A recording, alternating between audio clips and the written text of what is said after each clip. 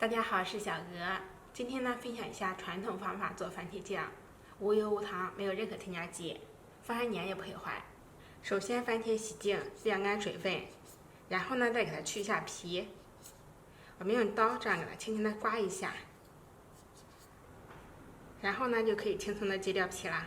这样不用开水烫，更加的节约资源。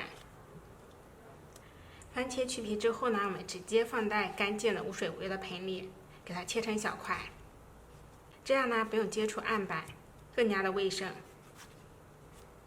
然后呢，再装到干净无水无油的玻璃罐里，然后再把盖子轻轻的搭在上面，不用拧，这样是防止水蒸气掉落。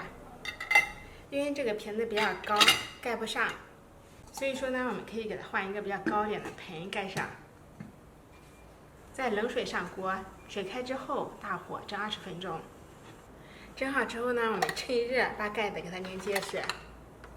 我们倒扣过来放凉，这样就会形成一个真空的环境，室温保存1年不会坏。